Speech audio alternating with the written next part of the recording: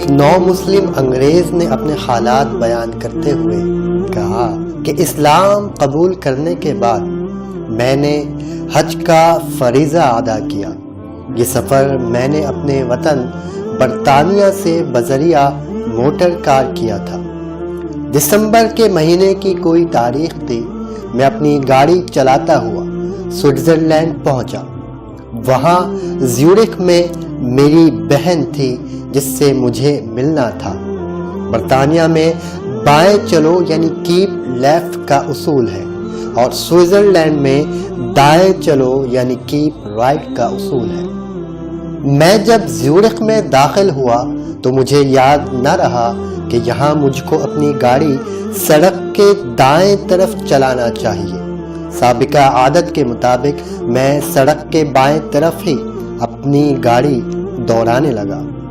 جلد ہی ایک مقام پر ٹریفک کانسٹیبل نے وسل دے کر مجھے روکا۔ جب میں رکا تو وہ میرے قریب آیا، اس نے میری گاڑی کی پلیٹ دیکھی، میرا حلیہ دیکھا، وہ فوراً سمجھ گیا کہ یہ برطانوی شہری ہے اور برطانوی ہونے کی وجہ سے بائیں طرف گاڑی دوڑا رہا ہے۔ اس نے معنی خیز نظروں سے میری طرف دیکھا اور کہا، sir you are not in England now, اس وقت آپ انگلینڈ میں نہیں ہیں۔ یہ واقعہ بظاہر ایک ٹریفک کا واقعہ ہے، مگر اس میں آخرت کا ایک بہت بڑا سبق چھپا ہوا ہے۔ موجودہ دنیا جس میں ہم ہیں وہ اللہ کی دنیا ہے، مگر انسان اکثر اوقات اس کو اپنی دنیا سمجھ لیتا ہے۔ وہ خدا کی مرضی کی پیروی کرنے کے بجائے اپنی مرضی اور خواہش کی طرف دوڑنے لگتا ہے۔ جس طرح سڑک کے کنارے ٹریفک کانسٹیبل کھڑا ہوا لوگوں کو بتاتا ہے کہ تم اپنے ملک میں نہیں ہو بلکہ دوسرے کے ملک میں ہو، بالکل بلا تشبیہ اللہ کے پیغمبر، اللہ کے انبیاء لوگوں کو یہ وارننگ دیتے رہے کہ تم انسان کی دنیا میں نہیں ہو بلکہ خدا کی دنیا میں ہو۔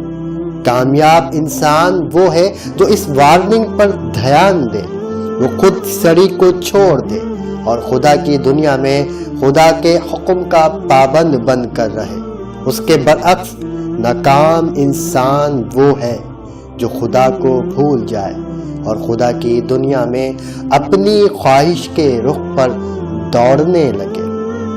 دنیا میں ٹریفک کے قانون کی خلاف ورزی کا انجام فوراً سامنے آ جاتا ہے، اس لیے آدمی یہاں ٹریفک کانسٹیبل کی وارننگ پاتے ہی اپنے آپ کو درست کر لیتا ہے، مگر خدا کے قانون کی خلاف ورزی کا انجام آخرت میں سامنے آئے گا۔ اس لیے اس معاملے میں ایک انسان وارننگ سن کر بھی اس کی پرواہ نہیں کرتا، مگر اس سے بڑی بھول اور کوئی نہیں۔